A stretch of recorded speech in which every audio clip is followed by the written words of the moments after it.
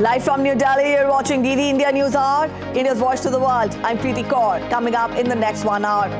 At least 22 people killed, dozens injured in a mass shooting incident in Lewiston in the United States. Armed suspect is still at large. Mine police releases photo of mass shooting suspect.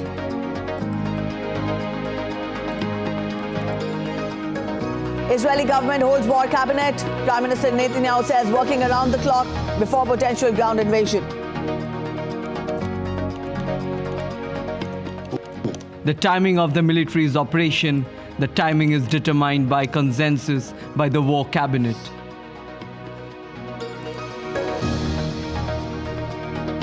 UN Security Council fails again to take action on the Israel-Hamas war. Both Russia and US resolutions fail to garner enough support.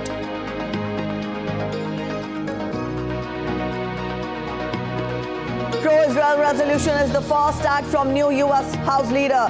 Republican Mike Johnson elected for the post after weeks of chaos.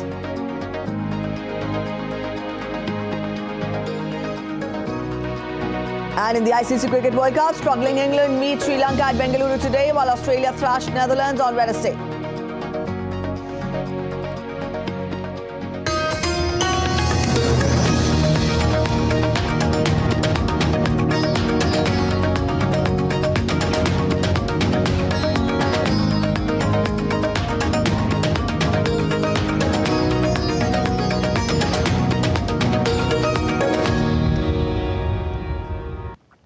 As Israel prepares for a ground invasion on Gaza, the Israeli government convened a war cabinet in Tel Aviv. Leaders of opposition parties have also participated in the meeting. The conflict between Israel and the Palestinian group Hamas entered its 20th day on Thursday. More than 7,900 people have been killed in the conflict that began on October 7th. Before the meeting, Prime Minister Benjamin Netanyahu strongly said that Israel will go into Gaza, but refused to say when. During his televised address, Netanyahu said that the decision on when the forces will go into Gaza will be taken by the war cabinet. The war cabinet of Israel, which was formed just 5 days after the start of the conflict, includes the Prime Minister himself, army personnel, and the leader of one of the centrist opposition parties. We are raining hellfire on Hamas. We have already killed thousands of terrorists, and this is only the beginning. Simultaneously, we are preparing for a ground invasion. I will not elaborate on when, how, or how many. I want to be clear. The timing of the military's operation, the timing is determined by consensus by the war cabinet. Together with Chief of Staff and the cabinet, we are working to ensure the ideal conditions for our troops for the next operations. The United Nations Security Council has rejected 2 resolutions on the escalation of violence in Israel and Gaza. The United States and Russia each put forward a draft calling for the Council to address shortages of food, water and other necessities in Gaza. But Russia's resolution demanded a humanitarian ceasefire, something the US has not supported. Sally Patterson has more on this. Negotiations were going on right up to the last minute, with the scheduled Security Council meeting pushed back to allow talks to continue. Russia had already said it would not support the US draft resolution, given the absence of language calling for an immediate and unconditional ceasefire. The US argues any ceasefire will give Hamas the ability to rest and get ready to continue launching attacks against Israel. Instead, it called for humanitarian pauses to allow aid to get into Gaza. Now, Russia then put forward its own alternative text for representatives to vote on. Speaking before the vote, the US said their resolution was strong and balanced, and they had listened to all members. They said Russia had put forward their resolution in bad faith. But Russia said its draft wasn't political and accused the US of playing politics. Meanwhile, China accused the US of ignoring member states and having double standards, calling the draft out of balance. Both China and Russia vetoed the resolution. Russia's draft also didn't get enough votes to pass. This was the second time in 10 days the Council considered drafts on the crisis in the Middle East. It's so far failed to adopt any resolutions on the recent escalations in Israel and Gaza. Sally Patterson in New York, reporting for DD India. Meanwhile, European Union heads of state will gather in Brussels on Thursday for a two-day meeting of the European Council. The leaders have a packed agenda which includes the situation in the Middle East, Russia's invasion of Ukraine and agreeing on the next EU budget. Alex Cadier reports from Brussels. Well, the first order of business for the European Union's 27 heads of state and government will be to discuss the call for a humanitarian pause in Israel's bombardment of Gaza. That's a move backed by UN Secretary-General Antonio Guterres. Now, countries like Germany and the Czech Republic have been reluctant to fully endorse the move for fear of not seeming supportive enough of Israel, while others, like Ireland and Spain, have pushed for this to become EU policy as quickly as possible.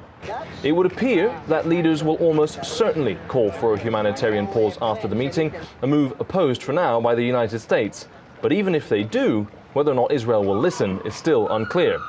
Also on the agenda will be the EU's support of Ukraine. President Zelensky will address the leaders via video link, and EU officials insist that they have seen no fatigue from member states and that the bloc's support for Ukraine will not waver. Nevertheless, for the first time since the start of Russia's invasion, Ukraine is not top of the agenda at the European Council. Global turmoil aside, the EU leaders will also discuss the bloc's most contentious issue, migration. Terrorist attacks in France and Belgium have meant questions are being asked of the EU's asylum system, with many member states calling for tighter security measures to be rolled out. Finally, the EU's economy will be discussed, with member states poring over plans for the bloc's long-term budget. Here, again, some serious debate is expected, with certain countries reluctant to pay more into the European Union's coffers. In all, an agenda packed with contentious issues for the EU's 27 heads of state and government. Alex Cadier in Brussels, reporting for DD India. And we'll get you more on the current situation with regard to Israel-Hamas crisis. DD India correspondent Amritpal Singh joins us for more on the situation prevailing there. Amrit, good morning. Now, as Israel intensifies its airstrikes inside Gaza, targets in the West Bank were also hit. A lot of arrests were made. Also, Hamas in the southern front and Lebanon on the northern front continue to bound rockets. How would you evaluate? Would you say that the conflict is widening?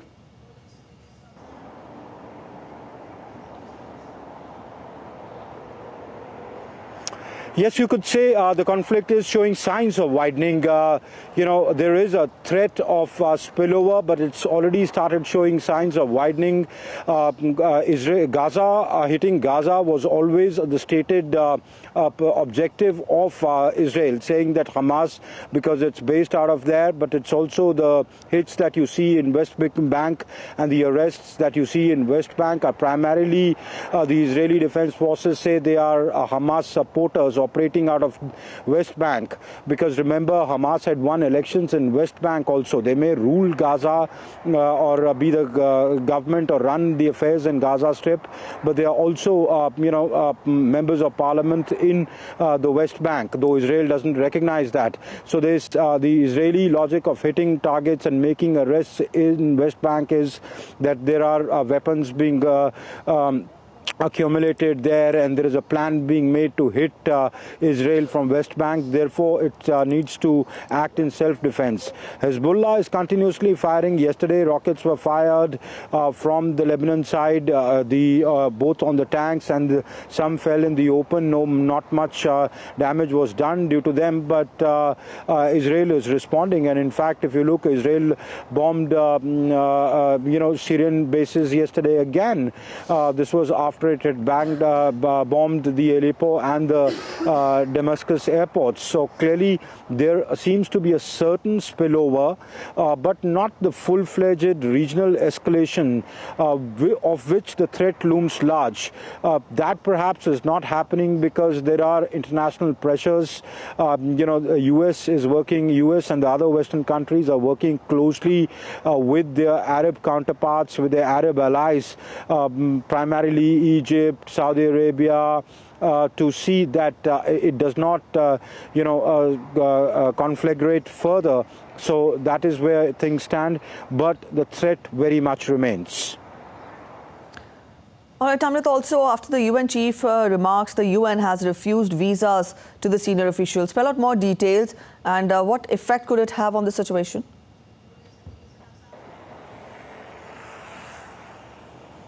Well, the spat is on. After the UN chief made the remarks that Hamas didn't act in a vacuum, Israel didn't take kindly to it. The Israeli ambassador to the UN hit back at the UN chief, saying that he's siding with murderers and is justifying terrorism. And then the UN chief, in fact, the Israeli Foreign Minister Eli Cohen, who is in New York to attend the UN Security Council's meeting, open debate, cancelled his appointment with the UN chief, and they refused visa to the UN humanitarian aid chief. But clearly Israel made it very clear that it's not taking kindly to these remarks by the UN, though the UN chief clarified that he did not side with Hamas here. He said what happened in the horrific acts of Hamas cannot justify anything, and Palestinians are not responsible for it. So he clarified, and he said that those acts remained horrendous, and therefore it's very clear that it is a spat, but how far will it go, we'll have to see in the coming days. All right, Tamra, thank you for joining in with those inputs. Meanwhile, an Israeli airstrike hit a multi-floor residential building in Gaza City on Wednesday afternoon. The people in Gaza were seen running away in the streets to take shelter and removing rubble from the site of the strike. Israel started its aerial blitz against Gaza after Hamas militants stormed southern Israeli towns in a shock infiltration. Israeli chief military spokesperson Daniel Hagari, in his regular briefing on Wednesday, said that the war with Hamas will be long as Israel stepped up bombings of Gaza ahead of a ground invasion. This war will be long, and in order to meet the goals of this war, we need resilience, we need faith, and we need patience. Military forces are deployed extensively around the Gaza Strip. We are ready on defense, on offense, and we are also preparing for the next stage of this war. Israeli rabbis and representatives of those believed to be kidnapped and held by Hamas fighters in the Gaza Strip gathered in Jerusalem to pray for the release of the hostages. The event, called Global Day of Prayer and Unity, was organized by the Jewish religious school and institution Aish on the rooftop of the old city overlooking the Western Wall Plaza. The ceremony was broadcast live worldwide to schools, organizations and individuals from across the international Jewish community to pray for the welfare of the abducted and missing persons and call for their immediate release.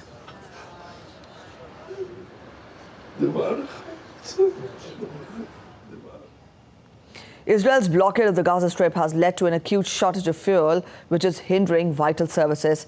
While a few trucks carrying aid are being allowed in, Israel has continued to block the delivery of fuel to keep it out of the hands of Hamas militants. The shortage is affecting the function of paramedics and civil defense crew in Gaza. Doctors in Gaza have called upon residents to donate any stored fuel they may have. The World Health Organization has warned that every hour of delay in delivering further aid puts lives at risk.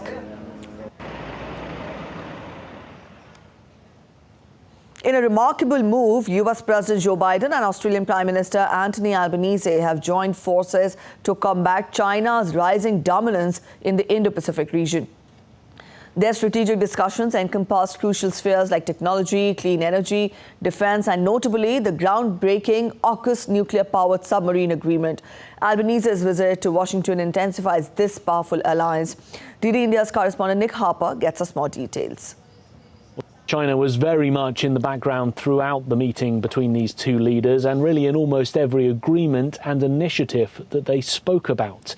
They touched on technology, national security and climate change. And all of those areas were really about trying to counter China's influence.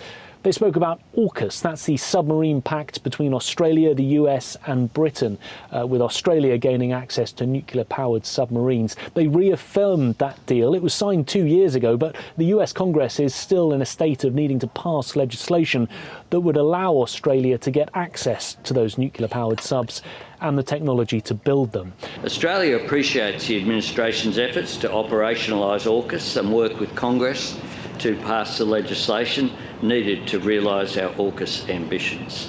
AUKUS will drive innovation and cooperation to provide the United States, Australia and the United Kingdom with improved capability to help secure peace and stability in the Indo-Pacific. And they also spoke about trying to gain an upper hand over China in the Indo-Pacific region, specifically coming up with a new infrastructure plan, a co-financing marine infrastructure project plan to the tune of $65 million. Well, they'll be financing undersea cables that will be boosting internet connectivity to various Pacific island countries, because Australia and the US both see too much Chinese influence in those Pacific island nations. They touched on the South China Sea. They said that they strongly oppose the destabilising actions in the South China Sea. Biden referencing that spat over the weekend where Chinese vessels collided with Philippine boats. They touched on Taiwan, speaking about the importance of maintaining peace and stability across the Taiwan Strait. And if all of those global issues here on Earth weren't enough to worry about, they also spoke about space, with plans for the United States companies to launch space missions from Australia in the coming years. Nick Harper in Washington, reporting for DD India. We're heading for a short break, but still to come on this edition of DD India News Hour, the world's first global AI summit to be held in the United Kingdom next week as threats posed by artificial intelligence loom large. After the month of total suspension, India resumes visa services to Canadians for select categories.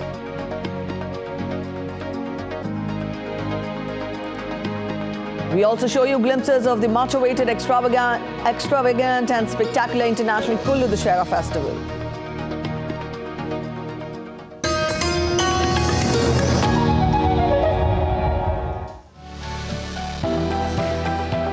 Turning crisis into opportunity, transforming ideas into action, stories of real change, tales of sustainable solution.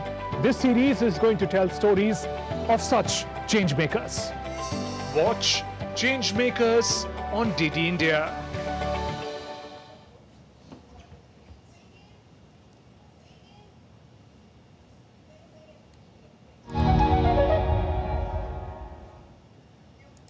Welcome back after the break. You're watching DD India News Hour and I'm Preeti Kaur. Let's continue getting you more international updates. At least 22 people have been killed and over 50 were injured in mass shooting in Lewiston City in the US. Authorities have released photographs of the suspect. Also, US President Joe Biden has been briefed about the incident.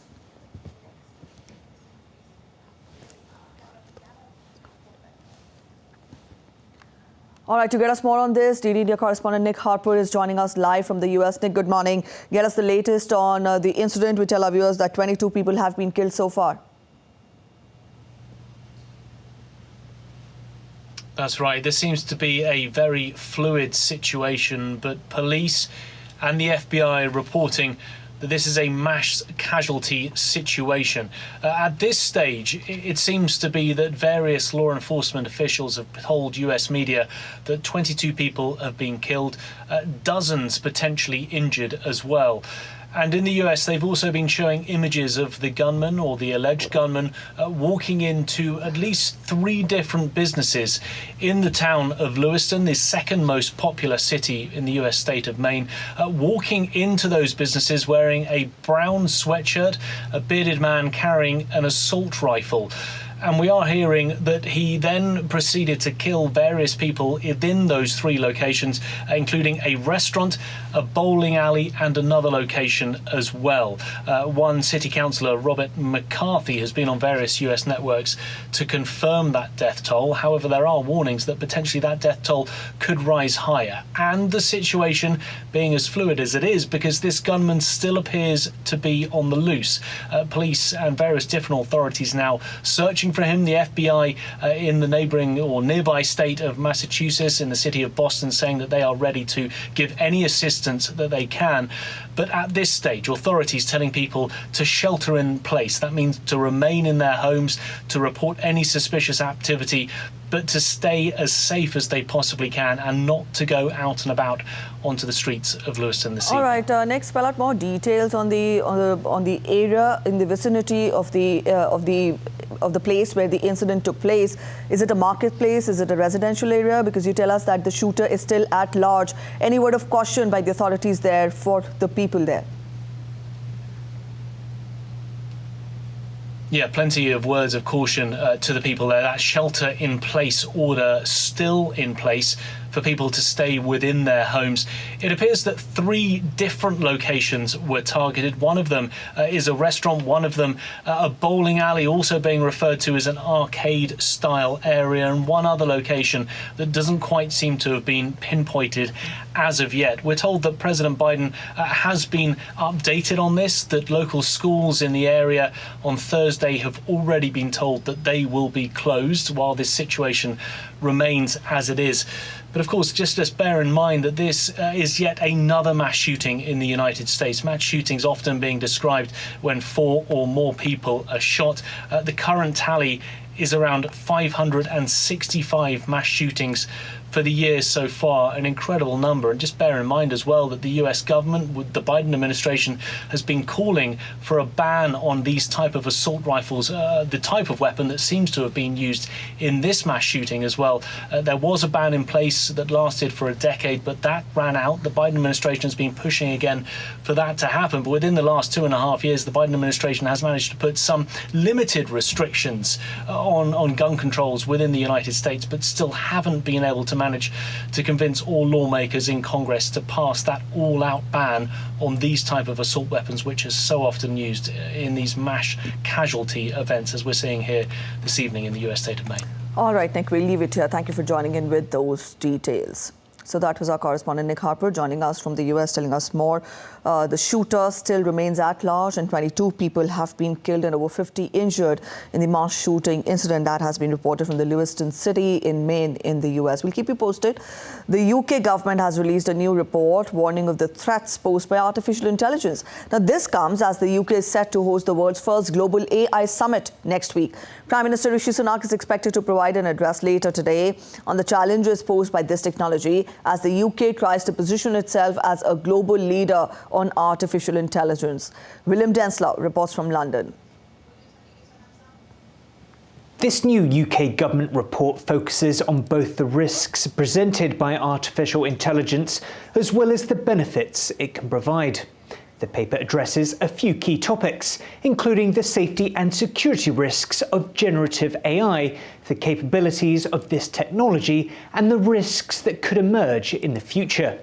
Later on Thursday, UK Prime Minister Rishi Sunak is expected to urge the international community to embrace the benefits that this technology can provide, whilst also taking its risks seriously. Roughly 100 elected officials and industry experts are expected to convene for the first ever AI summit next week. The event will be held in England's Bletchley Park, where the Nazis' Enigma code was cracked. Attendees will hope to use the summit to help figure out how AI technology can be harnessed safely. The benefits of AI are boundless, but officials warn that the threats are substantial.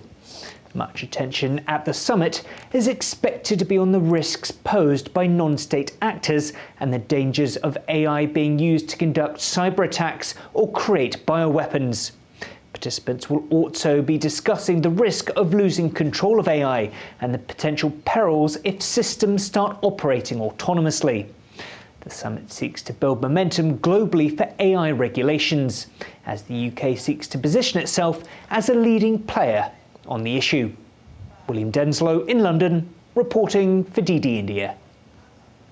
India resumes visa services for Canadians for select categories on Thursday, a month after it had suspended following tensions with the North American country. The Indian High Commission in Ottawa said that the High Commission and Indian Consulate Generals in Toronto and Vancouver decided to resume visa services for 4 categories: entry, business, medical and conference. It said that emergency situations will be addressed by the High Commission and Consulates General. With the advent of winters, India's national capital, Delhi, has started witnessing poor air quality, with monitoring agencies saying any significant improvement is unlikely over the next few days. The AQI, that is the weather index, stood at 238 on Wednesday. The graded response action plan has been implemented in Delhi, but experts say that it will be effective only after proper implementation. Even despite implementing the graded response action plan, sometimes for few days there might not be perceivable change in the concentrations in air, and air quality still would be either poor or very poor. That is what is happening these days. One major reason is the interventions whichever we have in GRAP has to be quantified better. So this points out that maybe the GRAP has to be quantified better, and some activities have to be moved in a different bin. Also, this GRAP should be implemented for the entire Delhi's airshed. Up next, we take a look at other stories that are making it to the headlines from India. The Election Commission of India will appoint Bollywood actor Rajkumar Rao as its national icon on Thursday ahead of assembly elections in 5 states. The commission appoints prominent Indians as national icons to motivate voters to participate in the elections.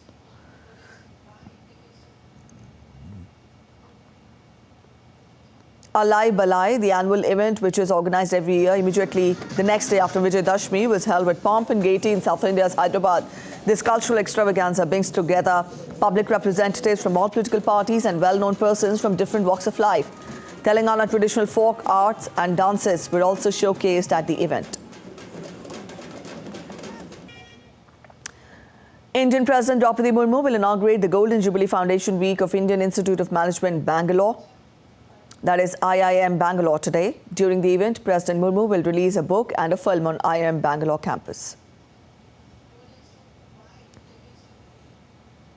On the second day of the International Kulu Dussehra Festival in the Indian state of Himachal Pradesh, foreign artists from 14 countries presented a beautiful display of the folk culture of the world in the cultural parade. Artists gave a spectacular performance in Pahari cultural costumes.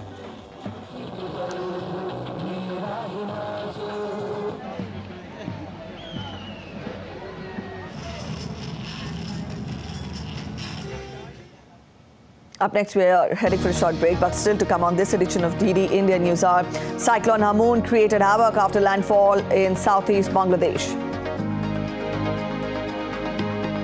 Environmental emergency in Bolivia as wildfires continue unabated, raising air pollution invariably. Halloween fervor kicks in. Knights of the Jack, the spectacular Halloween extravaganza decks up Santa Monica Mountains. Stay with us to know more.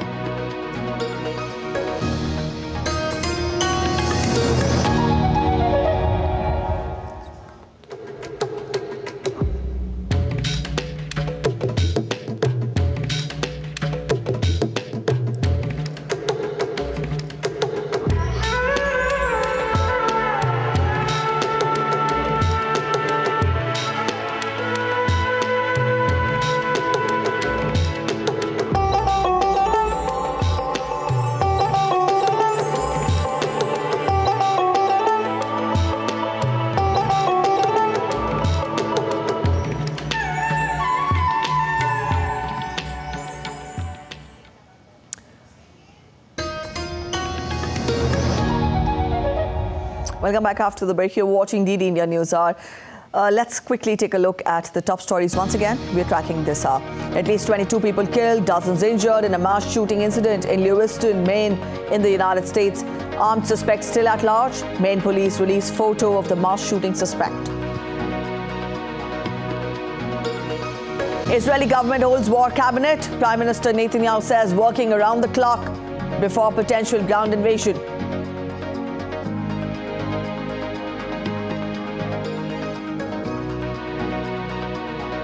UN Security Council fails again to take action on the Israel-Hamas war. Both Russia and the US resolutions fail to garner enough support. Pro-Israel resolution is the first act from new US House leader, Republican Mike Johnson, elected for the post after weeks of chaos. And in the ICC Cricket World Cup, struggling England meet Sri Lanka at Bengaluru today, while Australia thrash Netherlands on Wednesday.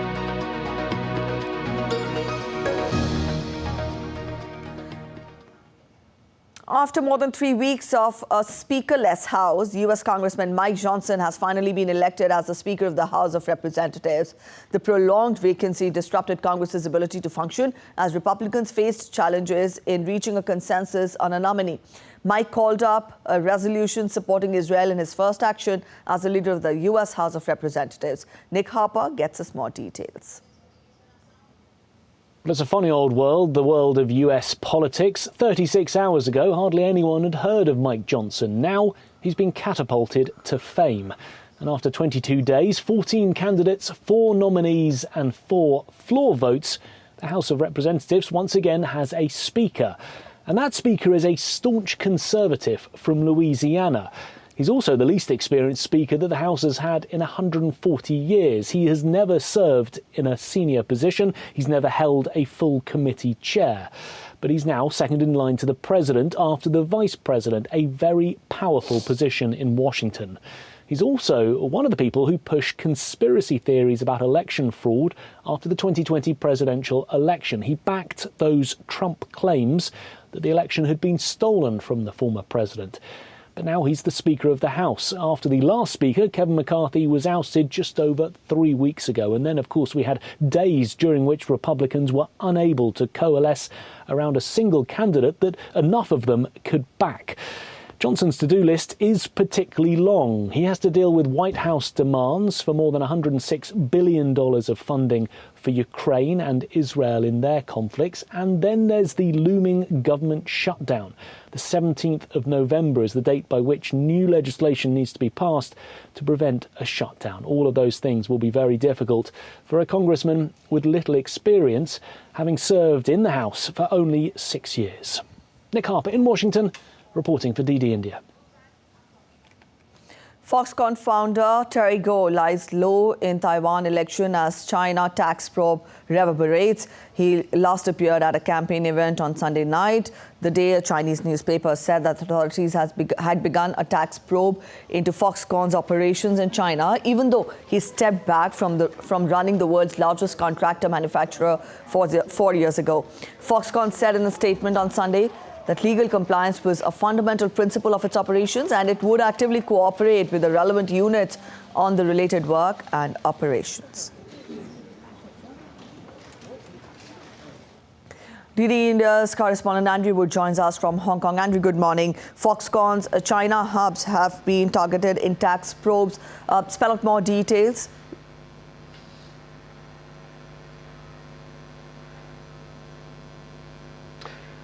Well, there's a lot of suspicion about why Foxconn has been targeted, and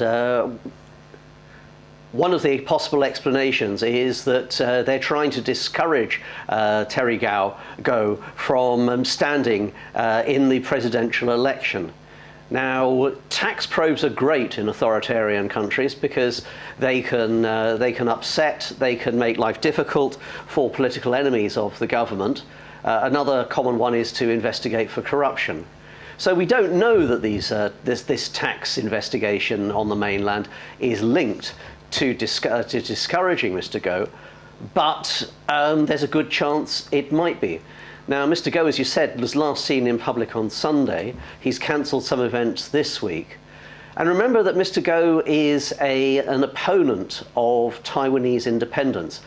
China claims that, says that Taiwan, which is a self-governed island, is really part of the mainland of the People's Republic of China and should be united with the mainland, if necessary, by violence, by using force. Many people on the self-governed island don't want to be part of the mainland of China, but legally they've never quite gone to the next stage, which is to declare independence for Taiwan. So you might think that Mr. Gou is actually would be a candidate that Beijing might favour. But the trouble is he's standing as an independent. And so there are 3 main candidates. The one who's in the lead at the moment, William Lai, is a vice president of Taiwan at the moment. He represents the governing DPP. Then there's the KMT, the Kuomintang, which is traditionally, well, in the past couple of decades, has been in favour of more links with China. And then, of course, there's Mr. Go himself. And the worry is, certainly for China, that Mr. Go will split the pro-Beijing vote. And that will make it much easier for a government that is more in favour of Taiwan not being united with the mainland of China getting into power. All right, that was about Foxconn founder Terry Gou, Andrew. But let us know more about the investigations from you. How widely spread is the Foxconn network or the bases in China? One. And second, when we talk of this, to what extent will it have a bearing on the stock exchange markets?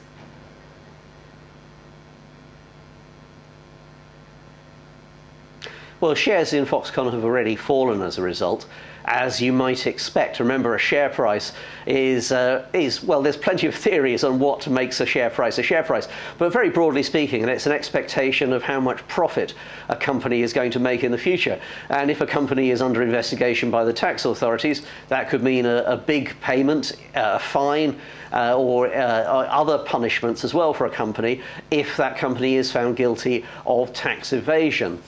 The network for Foxconn, or Hon High Precision as to give its formal name, is quite big on the mainland. It's one of the main beneficiaries of both the opening up of the mainland to Taiwanese companies. Remember, a while back, the way that China seemed to be trying to lure or encourage Taiwanese people to see the benefit of more links with the mainland of China, or even becoming part of the mainland of China. That business links, economic links were one way of doing that, by integrating Taiwan's economy more with the mainland. But things have changed a lot since then. America, for example, is very worried about the links between Taiwanese businesses and the mainland for security reasons. Foxconn has done very well. It has some gigantic factories on the mainland of China and is one of the main suppliers, the main manufacturers for Apple. So this could be a big blow for Foxconn if the investigation proves that Foxconn is evading taxes. And it could also be a problem too for Apple, because this is where most of its iPhones are made. Although, to be fair, Apple has been, and Foxconn for that matter as well, have been establishing plants and supply chains and manufacturing facilities in places like India as well. All right, Andrew, thank you for joining in with those inputs. A Chinese research ship arrived at Colombo port on Wednesday after the vessel was permitted by Sri Lanka's Foreign Ministry earlier this month. Earlier, Foreign Minister MUM Ali Sabri said that the Chinese vessel Shi Yan 6 was given permission to dock in November, despite China having sought a port call in October. Sabri had told the media that the island has come out with an SOP in consultation with several stakeholders. He also added that the permission would be subject to adhering to this SOP. Further, it had been reported that Shi Yan 6 would conduct research with Sri Lanka's National Aquatic Resources Research and Development Agency. Also, news agencies reported that the permission was granted only for replenishment and no research work would be carried out.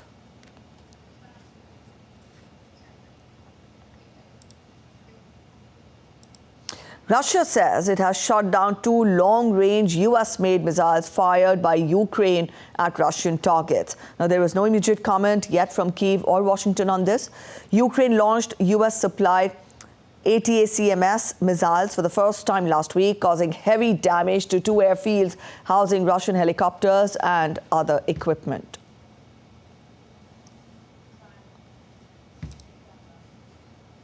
Russia has successfully tested its capability to launch a large-scale retaliatory nuclear strike from land, sea and air. The development comes as Moscow moves towards revoking the ratification of the Nuclear Test Ban Treaty. Now, this exercise has taken place at a time when Russia is facing a standoff with the West over Ukraine.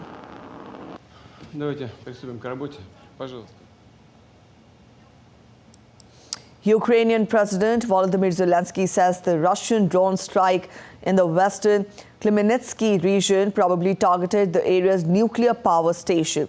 At least 20 people have been injured in the attack. The UN nuclear watchdog, International Atomic Energy Agency, says the explosions caused by the drone strike did not affect the plant's operations or its connection to the grid. Robert Fico was appointed as Slovakia's Prime Minister for the fourth time after pledging in his election campaign to end military support for Ukraine and criticizing sanctions on Russia. President Zuzana Kapitova appointed Fico and his cabinet after his party won the September 30th election and formed a coalition with the centre, left and nationalist parties. He quit as Prime Minister in 2018 amid mass public protests against corruption after a journalist was murdered.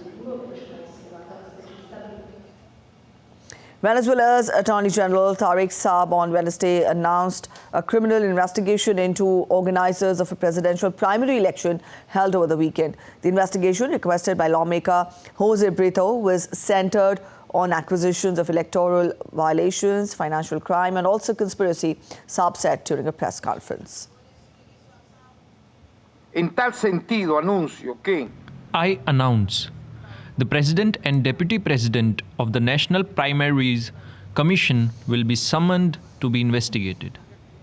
I am referring to Jose Maria Casal and Mildred Camero. They will be summoned by the General Attorney's Office. We will announce when, but it will happen within the upcoming hours or days. This investigation is already open and prosecutors have already been assigned. So to declare on these irregularities. y respondan por estas irregularidades. Cyclone Hamoon made landfall in southeast Bangladesh. It brought with it strong winds and rain, damaging hundreds of homes and killing at least 3 people. Thousands of trees were uprooted and corrugated sheets destroyed in a cyclone in Bangladesh, causing damage to houses and tarpaulin-covered bamboo shanties in fact, in Rohingya refugee camps. Most people were evacuated to shelters, but many families slept outside. Power supply and internet connections remained down.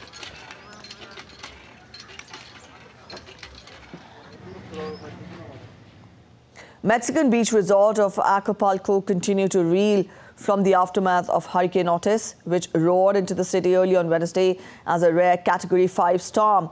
It is one of the strongest to ever hit Mexico's Pacific coast, battering hotels, ripping off roofs and smashing windows. Environmental activists gathered in front of Bolivia's defense ministry to call for action against the wildfires that are burning throughout the Andes and generating dangerous air pollution in numerous communities. La Paz's air quality index has risen to 194, posing a health risk. Activists protested for a national emergency to protect biodiversity in fire-hit areas, including Santa Cruz and North La Paz. In Cochabamba, a cloud seeding operation was launched to induce rainfall. At least 16 active fires have been reported.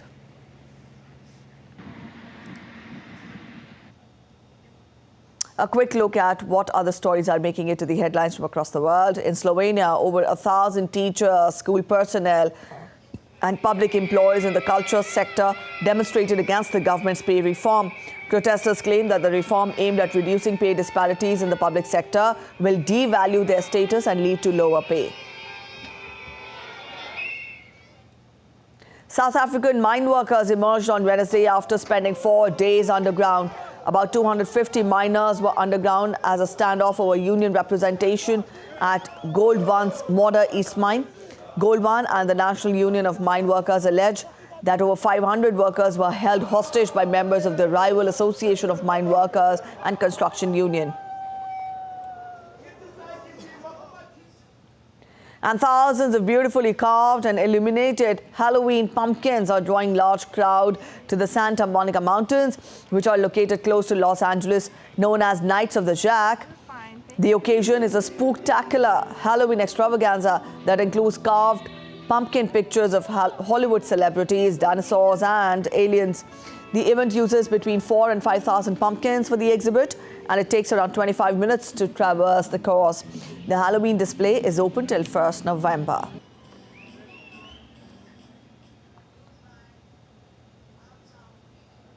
We're heading for a short break, but on the other side of the break, US stocks nosedived as Alphabet shares slid after the Google parent posted disappointed earnings. It's England versus Sri Lanka today. Both teams look to better their run in the World Cup. Goa all geared up for the 37th National Games to be held in the city for the first time.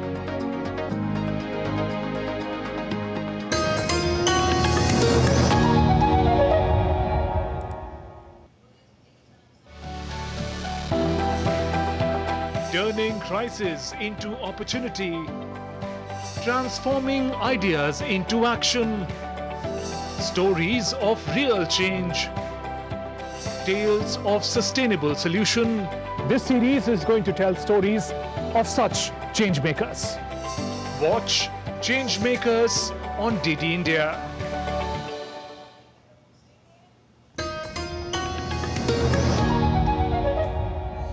Welcome back after the break. You're watching DD India News Hour. A quick look at the updates from the world of business now. US stocks stumbled on Wednesday as Alphabet shares slid after the Google parent posted disappointing earnings and US Treasury yields rose. The benchmark S&P 500 index notched its fifth daily decline, and Nasdaq Composite had the largest percentage drop, with interest rate sensitive mega caps weighing heavily the tech-laden index. The Dow Jones Industrial Average finished modestly lower.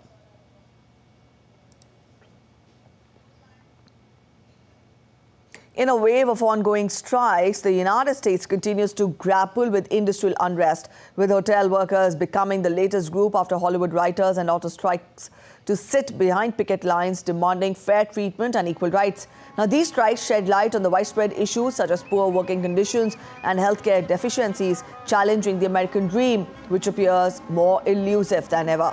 Hotel workers in Los Angeles gathered in downtown to protest for higher wages and better working conditions. The strike included a dozen more hotels. Workers stressed that they were fighting for fair wages, healthcare, and dignity in their sector. Unite Here Local 11, which represents around 15,000 workers, said that there is still work to be done with the remaining hotels. Implementation will continue until further agreements are made. We hope they empathize with us. This is us trying to fight for a living wage to live in Los Angeles. It's getting really, really expensive to live here. We're fighting for pension, we're fighting for healthcare, we're fighting for the American dream. Everything that we were promised to work hard, pay your taxes, and be a good citizen. We just want our contract to be reciprocated. We want to be treated like a human being and treated fairly. After updates from the world of business, we now take a look at sports. We talk of cricket first. Going through a poor run in the tournament, defending champions England will meet Sri Lanka today in the ongoing ICC Men's World Cup in Bengaluru. Now, England have 4 points from 4 matches in this World Cup. Both teams have struggled to find their footing. The defending champions have had a disappointing campaign marked by batting and bowling issues and currently sit at the 9th position on the table. For England to avoid an early exit from the tournament, they need significant improvement in their batting lineup. They have struggled with their batting, with only David Malan and Joe Root making significant contribution in recent matches, while Sri Lanka is also dealing with injuries and inconsistent performances. Their bowling has been leaky and they have conceded high scores in previous matches. Despite winning against the Netherlands, they are not in great form. The clash will start at 2 p.m. IST. Talking about yesterday's action in a remarkable World Cup match, Adam Zampa's exceptional performance with 4 wickets played a crucial role as Australia secured their biggest World Cup victory by defeating Netherlands by 309 runs. Australia chose to bat first, with David Warner leading the way with an explosive start, striking 4 consecutive fours against Aaron Dutt.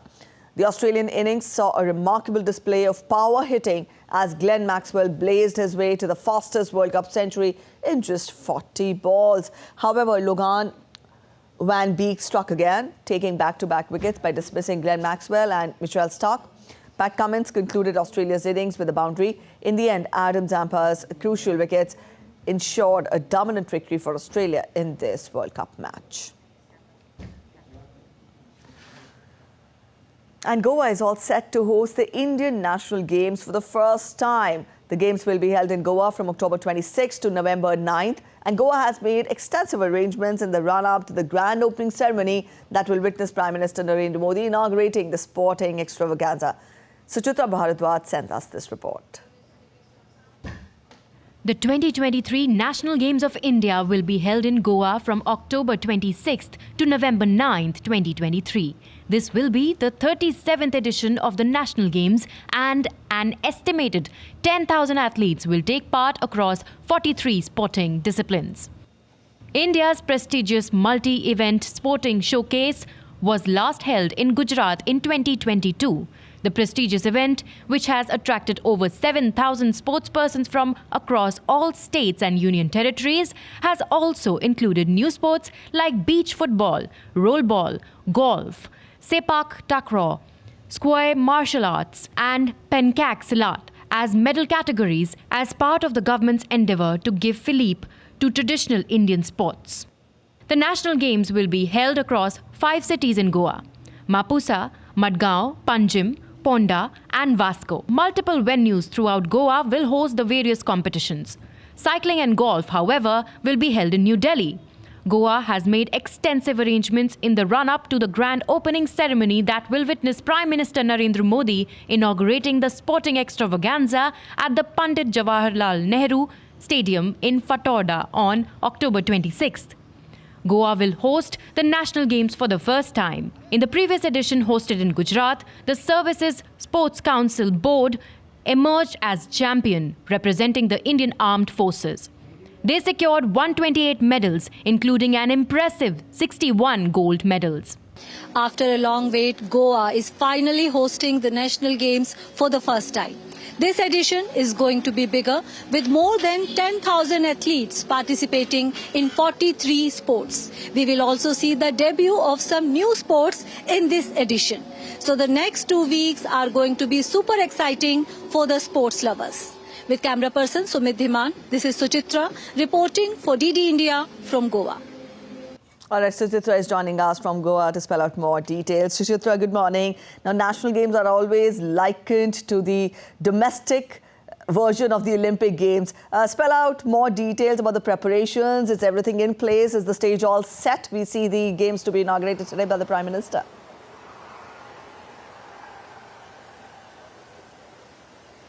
Good morning, Preeti. Yes, the National Games are called the Mini Olympic Games. You know, these are the biggest multi-sport events in India, and we always look forward to these games because, you know, many of our international athletes, they have started from here. They participate in the National Games. And if you talk about Goa, Goa has waited for long to host the National Games. They were first given the hosting rights in 2016, but there were postponements due to different reasons, and they are finally hosting the National Games in 2023, and we can see the excitement in Goa about these games. They are going to host the sports in 5 different cities of Goa, and there are going to be 28 venues. So we can say the National Games are going to take place all across Goa, and there's a lot of excitement in the Goans about these games because the entry is free for the spectators. You know, anybody can enter the stadiums with a valid government ID, and they can see the games. And the government wants to promote sports. They want children, they want youth to come and watch these sports and get inspired, because National Games are our own mini Olympic Games. And if we want to host Olympic Games one day, we have to go step by step, and we can see how the dimension of the National Games is increasing after every edition. If we talk about the last edition that took place in the Gujarat last year, there were 36 sports and less number of athletes, and this year there are going to be 43 sports and more than 10,000 athletes taking part in National Games. So it's good for Indian sports, it's good for Indian sports lovers that the National Games are getting bigger with every edition, and the experience of hosting this multi-sport event will ultimately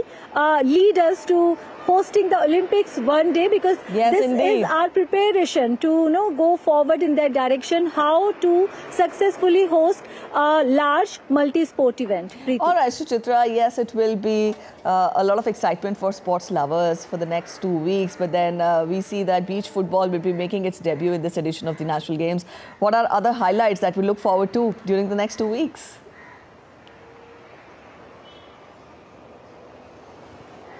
Yes, Preeti, because Goa is known for the water sports, so yachting is making a comeback in National Games this year. It was not included in the last National Games that took place in Gujarat, but yachting is making a comeback, and Goa is known for its beaches, its water sports. So I think the water sports, as you said, beach volleyball and yachting is going to be a major attraction for all the lovers, because people come to Goa to visit the beaches. But now, Goa is very famous for the tourists, but sports tourism is a different thing altogether. And I think hosting these games, with games like yachting and beach volleyball, the people will come to Goa to watch water sports also, and maybe, we can find some kids, some kids in the spectators, they will get inspired to take up water sports, because if we talk about the international level, water sports are